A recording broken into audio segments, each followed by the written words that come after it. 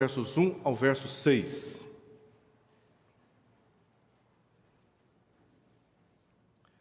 Primeira Epístola de Pedro, capítulo 4, verso 1 ao verso 6. Nós lemos o seguinte: Ora, tendo Cristo sofrido na carne, armai-vos também vós do mesmo pensamento. Pois aquele que sofreu na carne deixou o pecado, para que no tempo que vos resta na carne, já não vivais de acordo com as paixões dos homens, mas segundo a vontade de Deus. Porque basta o tempo decorrido para terdes executado a vontade dos gentios, tendo andado em dissoluções, concupiscências, borracheiras, orgias, bebedices e em detestáveis idolatrias. Por isso, difamando-vos, estranham que não concorrais com eles ao mesmo excesso de devassidão, os quais hão de prestar contas àquele que é competente para julgar vivos e mortos, pois para este fim foi o evangelho pregado também a mortos, para que mesmo julgados na carne segundo os homens, vivam no espírito segundo Deus. Vamos orar? Pai querido, nós te pedimos que pelo teu Espírito nos dê a compreensão da tua palavra. Rogamos a Deus não apenas pelo enriquecimento da nossa mente com o conhecimento dela, mas também rogamos para que sejamos convencidos, moldados, corrigidos, fortalecidos, guiados pela luz da tua palavra. Por isso, Senhor, que a tua palavra seja ministrada pelo teu Espírito com poder para transformar a nossa vida e a maneira de enxergarmos os sofrimentos neste mundo. Assim nós oramos em nome de Jesus. Amém. Meus irmãos, muitos dos nossos sofrimentos, não vou dizer todos, mas muitos dos nossos sofrimentos, são resultado das nossas decisões pecaminosas, das nossas condutas pecaminosas. Por isso, sofremos consequências. Mas nem sempre sofremos por causa de decisões erradas, e por adotarmos condutas erradas. Muitas vezes sofremos também por causa da condição pecaminosa dos homens em relação a nós.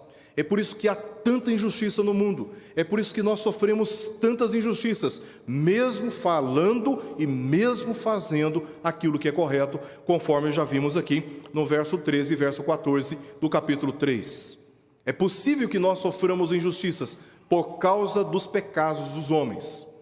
E o sofrimento, como resultado do pecado nas nossas relações, muitas vezes é usado por Deus soberanamente, segundo a sua sabedoria, para um fim glorioso a favor do nome dele e também do nosso próprio bem.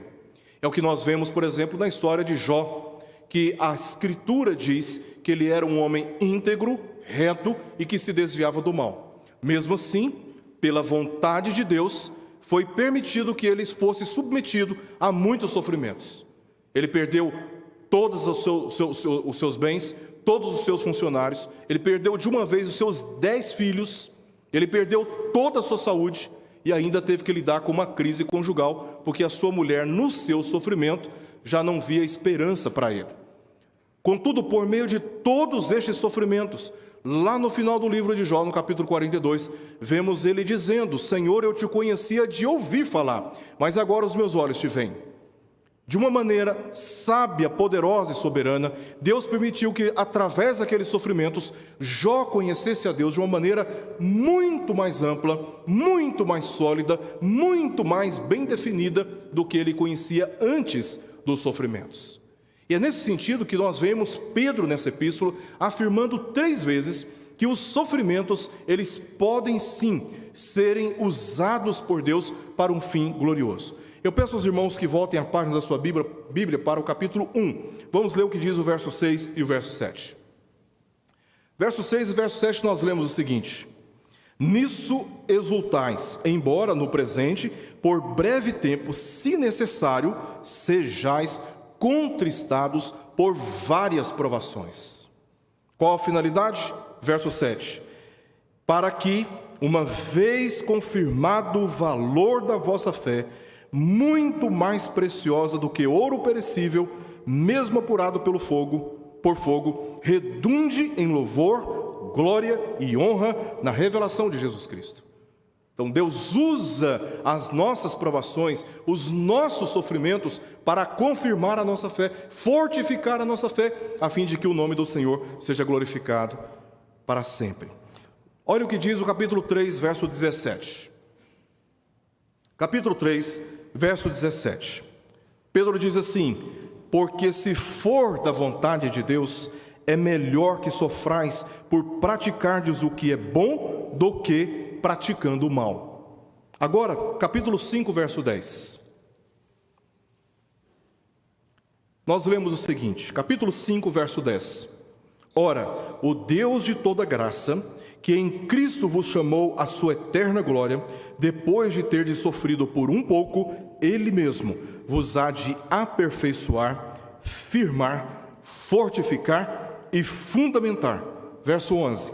A Ele seja o domínio pelos séculos dos séculos. Amém. Então, apesar dos nossos sofrimentos serem resultado do pecado, do nosso próprio pecado, ou do pecado dos outros, nas nossas relações, Deus ainda assim pode usar os nossos sofrimentos para um fim proveitoso e glorioso.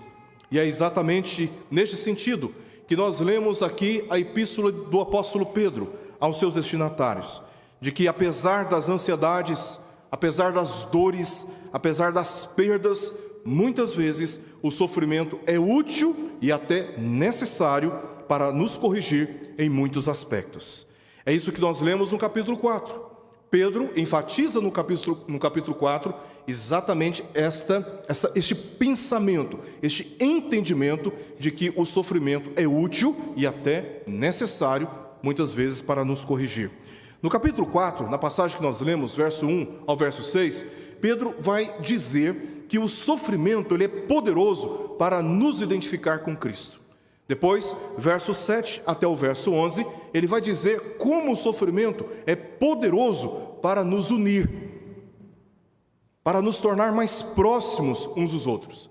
E ele termina o capítulo 4 ensinando, a partir do verso 12 até o verso 19, que o sofrimento, resultado da nossa lealdade a Cristo, é motivo de louvor e de glória ao Senhor. E nós veremos aqui, primeiramente, o seu primeiro argumento, no capítulo 4, verso 1 ao verso 6, quando ele enfatiza o sofrimento como sendo útil para nos identificar com Cristo.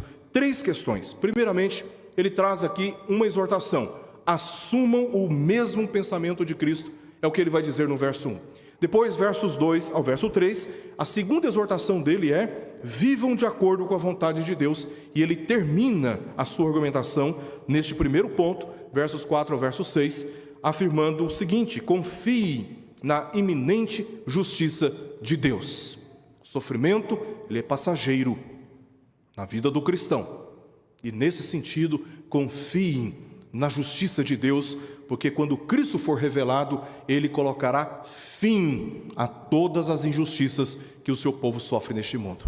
Vamos ver cada um destes pontos. Primeiramente, verso 1, onde ele afirma o seguinte, a seguinte exortação: assumam o mesmo pensamento de Cristo. O texto diz assim, capítulo 4, verso 1: ora, tendo Cristo sofrido na carne, armai-vos também vós do mesmo pensamento, pois aquele que sofreu na carne deixou o pecado.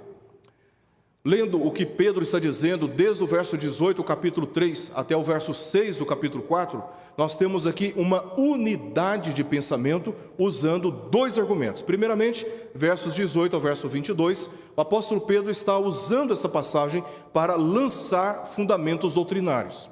Então ele entra no capítulo 4, fechando este argumento dele, apresentando a aplicação ou as exortações da doutrina. Por isso que nós temos aqui esta exortação de que temos a necessidade de, no meio dos nossos sofrimentos, de nos armar do mesmo pensamento que Cristo teve quando passou por muitos sofrimentos. Pedro começa, portanto, aqui com uma conjunção, ora, para explicar o assunto anterior. Ele se referiu ao sofrimento de Cristo, capítulo 3, verso 18, para aplicar os princípios da perseverança paciente que todos os cristãos devem ter. ele os exortou a se armarem do mesmo pensamento de Cristo. E a palavra que ele usa aqui, armar, é uma palavra usada para o ato do soldado se preparar para uma batalha. Então, ao invés do soldado que está diante de uma iminente guerra, de uma iminente batalha, de um conflito, de uma luta, de uma angústia, ao invés dele ficar acuado, esperando a batalha vir, sem fazer nada, Pedro está dizendo: olha para o exemplo de Jesus Cristo, veja como ele encarou o sofrimento. Ele não ficou passivo, ele não ficou às margens, ele não ficou esperando as coisas acontecerem. Por isso ele está dizendo: armai-vos do mesmo pensamento de Cristo, ou seja, se preparem para a batalha. Se a batalha é inevitável, se o sofrimento é inevitável, então se preparem, levantem-se, ergam a cabeça, se revistam da armadura de Cristo e enfrentem o que precisa ser enfrentado. Essa é a primeira exortação que ele traz para os cristãos. Veja como Cristo se comportou. A vontade de Deus, através do seu Filho unigênito, foi de dar vida àqueles que espiritualmente se encontravam mortos. E então Cristo, quando veio ao mundo para cumprir a justiça de Deus, para interceder por nós, para fazer expiação dos nossos pecados, ele foi submetido a muitos sofrimentos. O apóstolo Pedro, aqui no capítulo 2, verso 23, na parte A, diz que Jesus, quando insultado, ele não revidou com insultos. Veja como ele lidou com o sofrimento. Ele não encarou o sofrimento de uma maneira pessimista, a ponto de revidar o mal que estava sofrendo com outras atitudes de mal. Por isso Pedro diz, no capítulo 2, na parte A, do verso 23, que quando insultado, ele não revidou com insulto. Quando maltratado, ele não revidou, ele não respondeu com ameaças, mas se confiou àquele que julga retamente. E no verso 24, diz o apóstolo Pedro, do capítulo 2, que Jesus, por causa dos nossos pecados, ele sofreu danos físicos. Por isso que ele cita aqui a questão das chagas. Jesus, ele foi dilacerado naquela cruz. Ele foi levado ensanguentado para aquela cruz. Foi exposto à ignomínia, foi exposto ao opróbrio, foi exposto à humilhação. Ali ele derramou o seu sangue naquela cruz por nossa causa, o justo pelos injustos. Como Jesus encarou o seu sofrimento? Ele não encarou o seu sofrimento como sendo o fim da sua vida. Pelo contrário, ele estava contemplando a glória de Deus, a vontade de Deus, e é nesse sentido que Pedro está dizendo: se revistam da mesma armadura de Cristo e enfrentem o que precisa ser enfrentado. Porque a promessa que nos está reservada deve ser a motivação para enfrentarmos as nossas lutas, assim como Jesus contemplava a sua glória celestial. Todos nós, como seguidores dele, temos que pensar nos sofrimentos da mesma maneira que Jesus pensou, de que os sofrimentos terrenos, eles são passageiros, contudo a glória que nos está reservada não pode ser comparada a nenhuma tribulação, a nenhuma prova, a nenhuma angústia, a nenhuma dor, a nenhum luto, a nenhum prejuízo financeiro, a nenhuma perda de relacionamento que nós podemos enfrentar nessa vida. Causam dores, causam angústias, arrancam as nossas lágrimas, nos fazem desanimar, mas esses sofrimentos, eles são passageiros. E Jesus sabia disto, e foi assim que ele enxergou o sofrimento. E Pedro está exortando: se revistam da mesma armadura de Cristo e enfrentem o que precisa ser enfrentado. E quando nós nos comportamos assim, nos nossos sofrimentos, assim como Jesus, como diz aqui no final do verso 4, o que sofreu na carne deixou o pecado, quando Jesus morre na cruz, ele rompe os grilhões do pecado que antes nos escravizavam. Portanto, se nós nos revestirmos do pensamento de Cristo, no enfrentamento das nossas batalhas, das nossas lutas, o que precisa acontecer conosco, de uma maneira natural e voluntária, é um rompimento com o pecado. E é isto que Pedro vai argumentar agora nos versos 2 e verso 3. Como a nossa identificação com Cristo deve estabelecer para nós um alvo: fazer a vontade de Deus, envolvendo neste esforço o rompimento com os pecados de uma sociedade caída. Olha o que diz o verso 2 e verso 3. para que no tempo que vos resta na carne, já não vivais de acordo com as paixões dos homens, mas segundo a vontade de Deus, porque basta o tempo decorrido para terdes executado a vontade dos gentios, tendo andado em dissoluções, concupiscências, borracheiras, orgias, bebedices e em detestáveis idolatrias. Os cristãos, eles devem viver o resto de suas vidas nessa terra. Nós sabemos que a nossa pátria, estava na UTI com um amigo esses dias, e ele estava me dizendo ele me disse: olha, Erickson, a nossa pátria não é aqui, a nossa pátria é no céu. Então ele não estava nem um pouco preocupado se ele ia morrer, se ele ia viver. A expectativa dele é de estar no céu, na presença de Deus. Nós sabemos disso. E o tempo nosso nessa vida é um tempo muito curto. Diz Tiago na sua epístola, no capítulo 4, que nós somos como uma neblina, que de manhã se levanta e logo se dissipa. A nossa vida é muito breve, é muito passageira.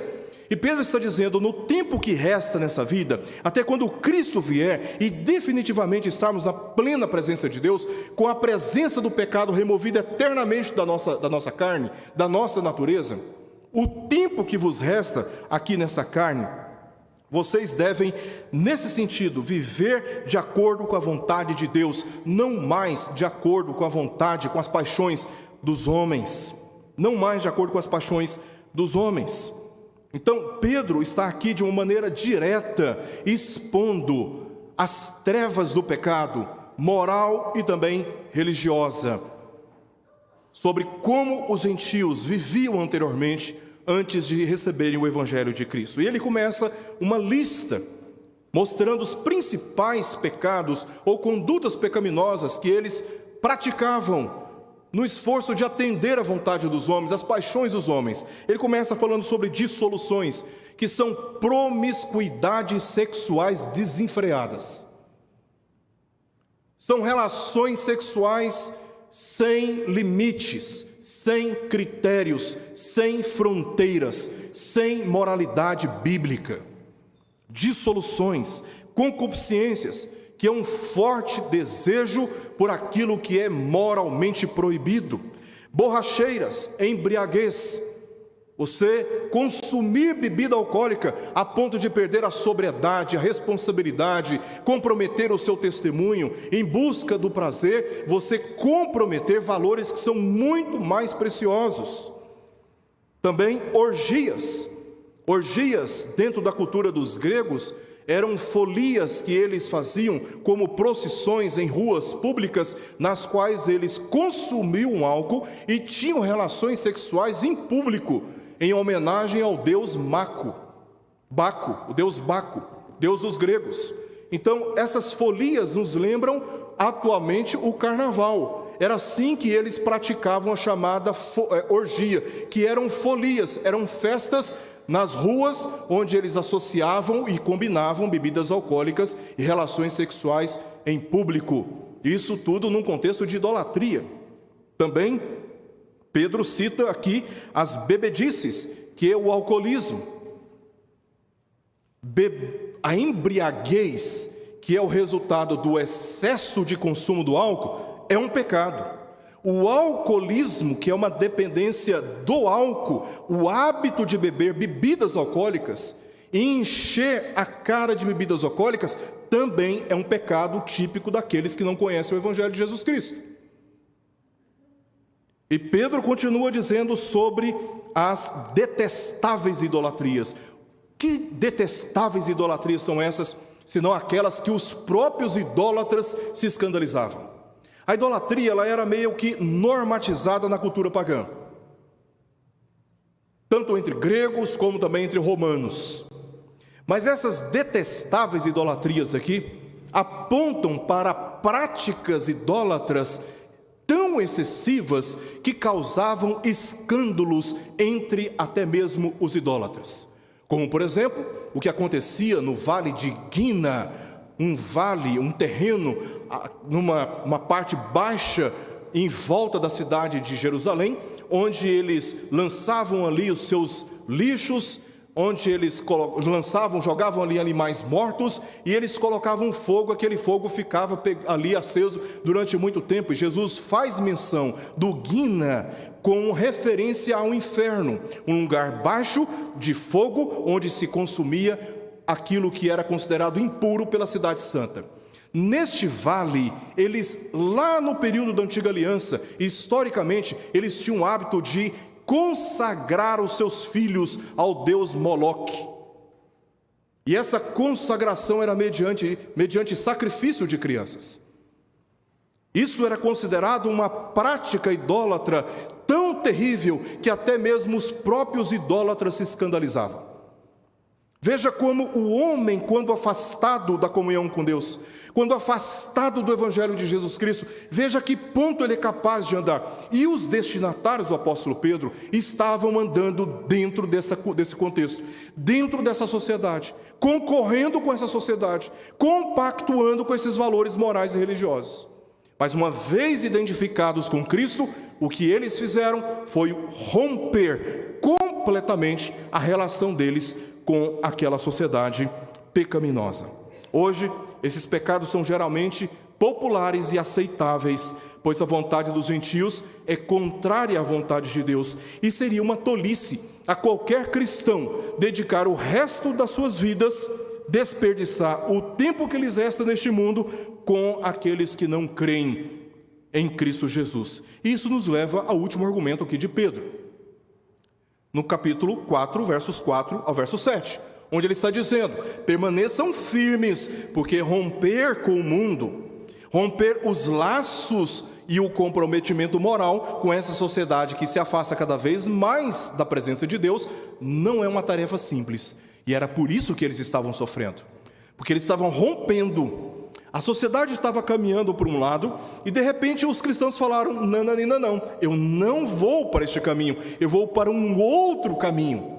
Então a sociedade começa a convulsionar com aqueles que, pela sua prática moral religiosa, a denuncia. É por isso que não há comunhão entre luz e trevas, entre Cristo e o maligno. Não há comunhão entre o crente e o incrédulo. Porque os nossos valores são outros, o nosso destino é outro, o propósito da nossa vida é outro, a nossa expectativa é outra, o nosso padrão moral é outro, a maneira de nós lidarmos com a nossa família, com o nosso casamento e com a educação dos nossos filhos é totalmente diferente daquela que se prega e que se impõe no mundo. Então, este rompimento, ele por si só impõe sobre os seguidores de Jesus Cristo um conflito. Em João, capítulo 15, verso 18, Jesus disse o seguinte, nos registros do evangelista João: se o mundo vos odeia, sabei que primeiro do que a vós outros, me odiou a mim. Então, se o mundo odiou a Jesus, nós, por seguirmos o exemplo de Jesus, também seremos odiados. Ou você acha que não? Seremos odiados. E o ódio do mundo se manifesta de muitas maneiras. Não apenas pela perseguição, pelo martírio, mas também pela calúnia, pela difamação, pela profanação dos nossos símbolos religiosos, pelo ambiente do nosso culto, pelos cânticos de louvor e adoração que oferecemos a Deus, pela nossa confissão de fé, de maneira a nos discriminar, a nos tratar com preconceitos, a nos privar de certos direitos e a selecionar as melhores oportunidades àqueles que pertencem à sociedade pagã. O cristão que se identifica com Cristo rompe os laços que anteriormente o unia aos pensamentos e condutas dos que rejeitam o Evangelho. Por isso eles são difamados, é o que diz o verso 4. Por isso, difamando-vos, estranham que não concorrais com eles ao mesmo excesso de devassidão. E isso faz parte daquilo que Pedro, desde lá do capítulo 2, vem falando para os seus destinatários. Ele diz no capítulo 2, verso 12, que falam contra vós outros como de malfeitores. Os cristãos estavam praticando a justiça, mas estavam sendo caluniados como aqueles que estavam se comportando como malfeitores. Capítulo 3, verso 9, Pedro diz: não pagando mal por mal ou injúria por injúria, porque eles estavam sendo maltratados no ambiente do seu trabalho e eles ainda assim estavam sendo injuriados, difamados. Então Pedro está dizendo: não revidem o mal que estão praticando com vocês com o mal. Não revidem a injúria que estão praticando contra vocês com injúria. E no capítulo 3 ainda, verso 14, o apóstolo Pedro exorta os cristãos a não se amedrontar, portanto, com as suas ameaças. Além da difamação, dos maus tratos, ainda estavam sendo ameaçados. Olha, se você não se comportar aqui nessa empresa como eu quero que você se comporte, você será demitido da minha empresa. E Pedro está dizendo: não fiquem amedrontados com as suas ameaças por praticar aquilo que é bom. É o que ele está tratando desde o verso 13 do capítulo 3. Então, não vos amedronteis com as suas ameaças. As ofensas desses homens não devem nos preocupar, porque todos hão de prestar contas àquele que é competente para julgar vivos e mortos, diz o apóstolo Pedro. Nós não praticamos justiça própria, mas confiamos àquele que julga retamente. Aliás, foi isso que Jesus fez quando maltratado. Ele não revidou, ele não respondeu com ameaças, mas diz o texto que ele se confiou àquele que julga retamente. E é nesse sentido que os cristãos também devem se comportar. E aqui nós temos, neste exemplo de Jesus, uma palavra de consolo de Pedro aos seus seguidores de Cristo, aos seus destinatários. Capítulo 3, verso 12. Pedro diz assim: porque os olhos do Senhor repousam sobre os justos, e os seus ouvidos estão abertos às suas súplicas, mas o rosto do Senhor está contra aqueles que praticam males. Pedro está aqui consolando os seus destinatários com esta certeza de que Jesus, quando se manifestar, ele vingará o seu povo. Ele haverá de ir contra, como o leão da tribo de Judá, aqueles que perseguiram o seu povo. Então confiem na justiça do Senhor. Confiem na justiça do Senhor, porque a justiça do Senhor não é contaminada com o pecado, com a vingança corrompida pelo pecado que ocupa o nosso coração quando somos maltratados e injuriados. Ele julga, ele é competente para julgar vivos e mortos. Ninguém há de escapar do seu julgamento. Ninguém há de escapar do seu julgamento. E aqui nós chegamos no verso 6, que é um verso bastante debatido entre teólogos, que diz o seguinte: pois para este fim foi o evangelho pregado também a mortos. Antes de tudo, precisamos entender que não há conexão entre estes mortos e os espíritos em prisão que ele cita no capítulo 3, verso 19. São duas audiências, são dois públicos totalmente diferentes, de maneira que não podemos ler este texto pela interpretação que temos do capítulo 3, verso 19, como se houvesse uma segunda chance após a morte. A pessoa morre e há oportunidade de, ouvindo o evangelho após a morte, de se reconciliar com Deus. Isto é uma heresia e não é isso que o texto está dizendo, porque o contexto claramente se refere aos cristãos, não aos ímpios. Pois quando mortos espiritualmente, o evangelho foi pregado, e mesmo tendo sido martirizados pelos homens, e aqui ele usa a palavra necros para se referir à morte destes, é uma morte física, eles literalmente morreram por causa dos homens, por causa da perseguição dos homens. Estes cristãos, antes mortos espiritualmente, ouviram o evangelho e responderam pela ação soberana do Espírito de Deus a este evangelho, e tendo sido convertidos pela graça de Deus, tendo assumido lealmente andar nos caminhos do Senhor, foram perseguidos até a morte por causa dos homens, por causa da sua fé.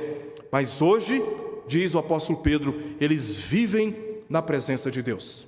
Eles vivem na presença de Deus. Então, capítulo 3, verso 19, quando ele fala sobre os espíritos de prisão, ali Pedro está falando sobre a proclamação da vitória de Jesus diante dos seus inimigos, como um anúncio prévio do julgamento final que se aproxima.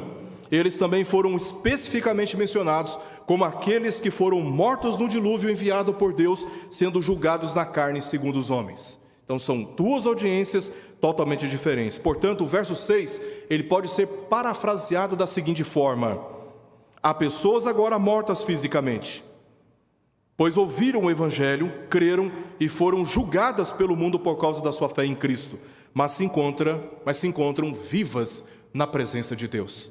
E Pedro está citando isso como uma forma de consolo verdadeiro aos seus destinatários, que na lealdade a Cristo, sendo ameaçados, injuriados, maltratados, e se fosse o caso, perder a sua vida por causa da sua lealdade a Cristo, que eles confiassem na justiça de Deus, porque os que morreram em Cristo, fisicamente, se encontram vivos na presença do Senhor. O ponto de Pedro é que nenhum sofrimento que o mundo nos impõe, por causa da nossa fé, é perpétuo, diferente daquele sofrimento que haverá de passar todo aquele que não crê no Senhor Jesus Cristo, perpetuamente, irreversivelmente.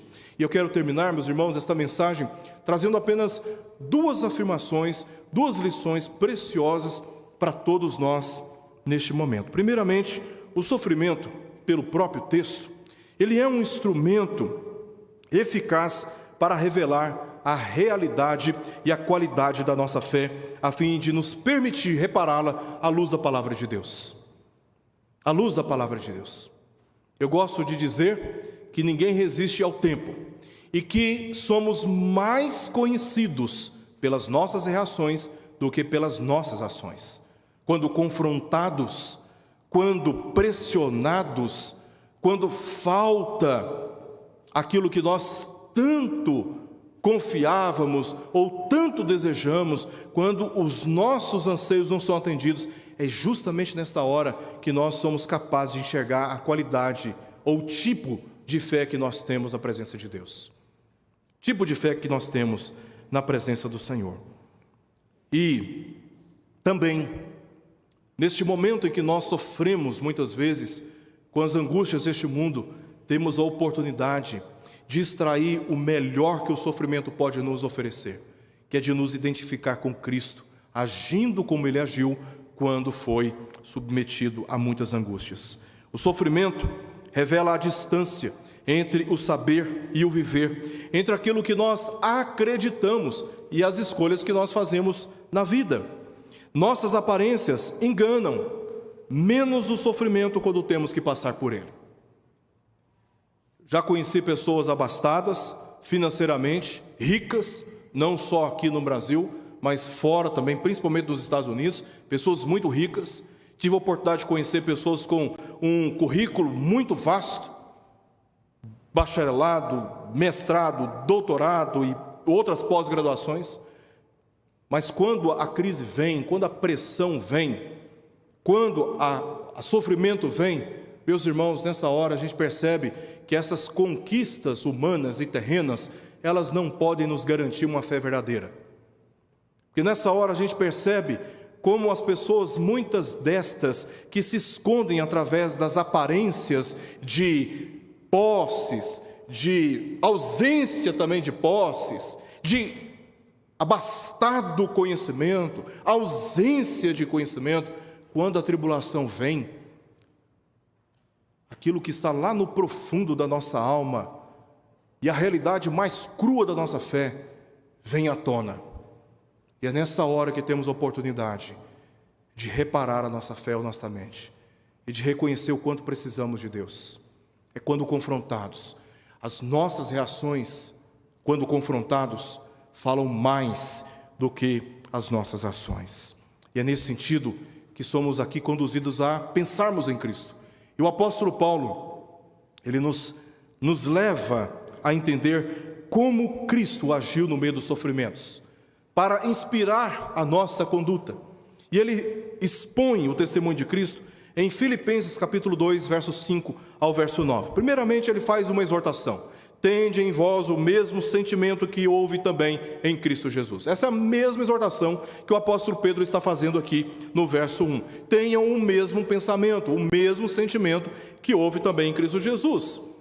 E aí, Paulo, lá em Filipenses capítulo 2, ele vai mostrar como Jesus agiu no sofrimento. Diz o texto: pois ele, subsistindo em forma de Deus, não julgou como usurpação o ser igual a Deus, antes a si mesmo se esvaziou, assumindo a forma de servo, tornando-se em semelhança de homens, e reconhecido em figura humana, a si mesmo se humilhou, tornando-se obediente até a morte, e morte de cruz. Veja como Cristo encarou o seu sofrimento. Veja como ele lidou com os seus inimigos, as calúnias que sofreu, as maldades que praticaram contra ele. Foi assim que ele permaneceu no meio do sofrimento, cumprindo fielmente a vontade de Deus. Ele não cedeu em nenhum milímetro sequer do seu comprometimento de cumprir a vontade de Deus, mesmo em meio aos mais intensos sofrimentos que ele foi submetido. E os sofrimentos de Cristo são incomparáveis a qualquer sofrimento que eu e você possa passar nessa vida, porque naquela cruz, quem estava sofrendo não era um homem comum, era o Filho de Deus, a segunda pessoa da Trindade, que não tinha qualquer mácula do pecado, que não tinha nenhuma culpa, mas que sofreu por minha culpa e por sua culpa, por causa do nosso pecado. Naquela cruz estava o Filho de Deus, exposto como vexame ao mundo, por nossa causa. Tanto que às 3 horas da tarde, no momento onde o sol mais brilhava, houve trevas na cidade de Jerusalém. O sol foi tapado por densas nuvens de trevas. Houve terremoto na cidade de Jerusalém, porque naquela hora o Filho de Deus estava carregando sobre os seus ombros todo o peso do nosso pecado e da nossa condenação. Mas ele, mesmo sofrendo mais do que as dores físicas, mas a dor de ver o seu Pai virando-se para ele naquela cruz por causa dos nossos muitos pecados, ele não cedeu, ele não deixou de cumprir a vontade de Deus. Não teve pressão, não teve ameaça, não teve insulto, não teve prejuízo que afastou Cristo da sua missão de obedecer o Pai. O que seria de nós, os nossos sofrimentos, se não fosse o testemunho de Jesus Cristo? Porque olhando para o testemunho de Jesus, nós temos um norte, nós sabemos agora como agir. E sabe como devemos agir? Armar-nos do mesmo pensamento de Jesus, porque ele naquela cruz, ele sabia a proposta que ele estava garantida. Tanto que depois de mostrar o sofrimento de Cristo, Paulo termina no verso 9 do capítulo 2 de Filipenses, mostrando o que aconteceu depois do sofrimento, dizendo: pelo que também Deus o exaltou sobremaneira, ele deu o nome que está acima de todo nome. Nós sofremos neste mundo, mas nós, quando morrermos, ou quando Cristo vier nos buscar, estaremos no gozo do nosso Pai para todo sempre. Então, não desanime, continue firme na sua lealdade a Cristo, no seu comprometimento bíblico, na sua conduta moral, assemelhando-se ao modo como Cristo agiu no meio dos sofrimentos. E não desanime, porque este sofrimento terreno é passageiro e a glória que nos está reservada, ela é perpétua, sempre olhando para Jesus. E eu quero terminar esta mensagem lendo com todos vocês aquilo que o autor de Hebreus diz no capítulo 12, verso 2. Vamos abrir essa passagem e assim vamos encerrar esta mensagem. Só virar um pouquinho as páginas da sua Bíblia, capítulo 12, verso 2. Capítulo 12, verso 2. Vamos ler todos juntos o que diz essa passagem. Olhando firmemente para o autor e consumador da fé, Jesus, o qual, em troca da alegria que lhe estava proposta, suportou a cruz, não fazendo caso da ignomínia, e está assentado à destra do trono de Deus. Pai querido, guarda a Tua palavra nos nossos corações e fortaleça a fé do Teu povo no meio dos seus sofrimentos, para que permaneça fiel ao Senhor, mesmo diante de ameaças, até mesmo da morte. Nós rogamos por isto, em nome de Jesus. Amém, Pai.